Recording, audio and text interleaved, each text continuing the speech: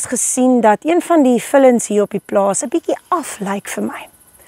En ons kon nie regtig agterkom wat fout is nie, behalwe dat hy 'n lae koors gehad het. En uiteindelik het ons besluit dat ons maar bloed moet trek.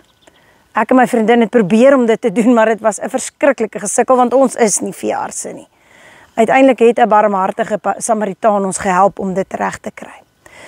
Nou, daar's volwassenes wat bang is vir naalde. Hulle sal partykeer jare lank met hierdie onderliggende siekte loop, net omdat hulle nie kans sien om te laat bloed trek nie. En alhoewel dit partykeer die enigste manier is om uit te vind wat die probleem is. In ander opsigte in ons lewe is dit ook partykeer nodig om bloed te trek. Soos wanneer jy agterkom daar's iets af in jou eie lewe. Jy is moer as gewoonlik, maar jy kan nie regtig dit klassifiseer as 'n siekte nie. Jy word dalk vinniger kwaad, of jy sien raak by jou vrou of jou man of jou kind, dat hulle stiller is as gewoonlik, dat hulle mense vermy of jou vermy, dat hulle negatief is oor dinge. En dan is dit partykeer ook nodig om spreekwoordelik bloed te trek.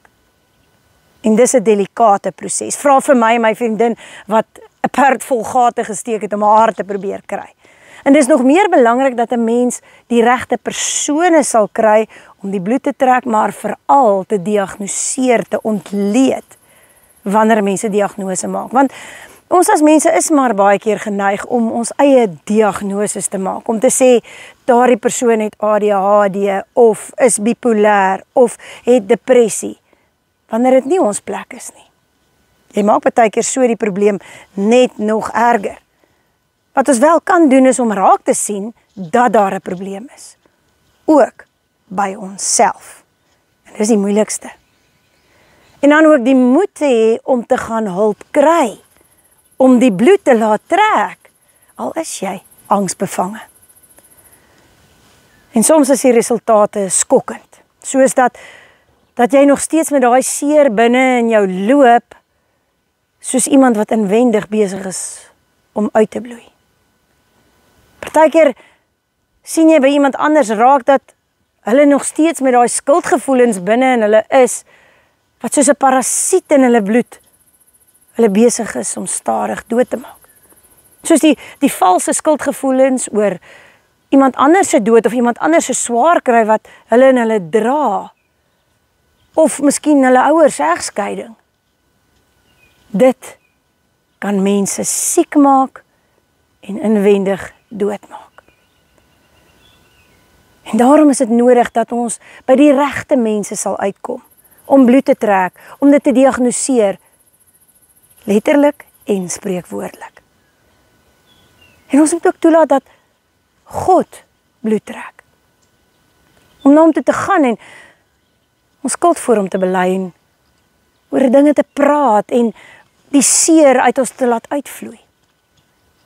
Om toe te laat dat sy genade en vergifnis druppel vir druppel die onrus in ons genees. Ons het so 'n paar weke gelede Paasfees gevier. Was 'n lekker lang naweek en toe is dit verby en toe moet ons weer aangaan met al die dinge waarmee ons in die lewe besig hou.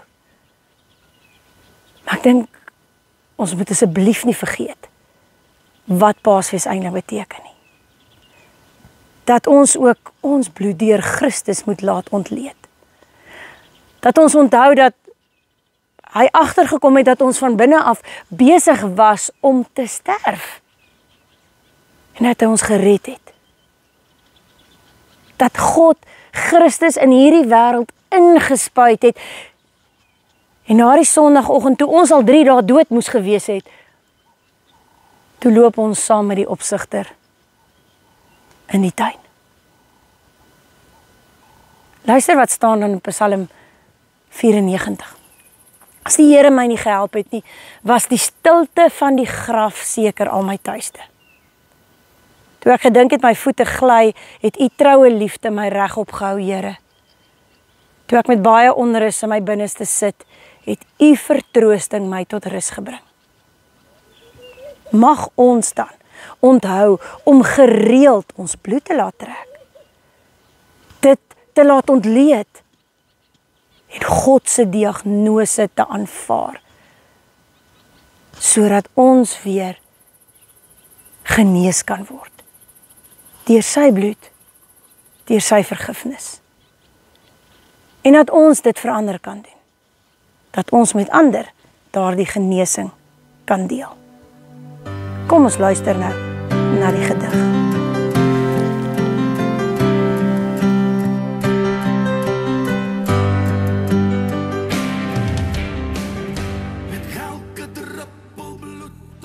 Waar is die aar waar die lewe loop?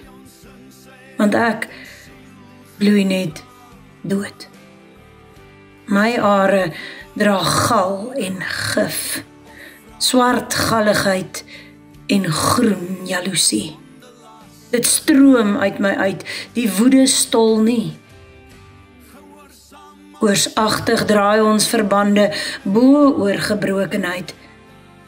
Verbind, maar nie heel nie. Maar die oog nie sien nie, sweer in die geheim. Ek sweer. Hierdie keer sal ek stilhou en nie wegruk nie. Sal ek toelaat dat u bloed trek, nie terugduins vir die prik nie.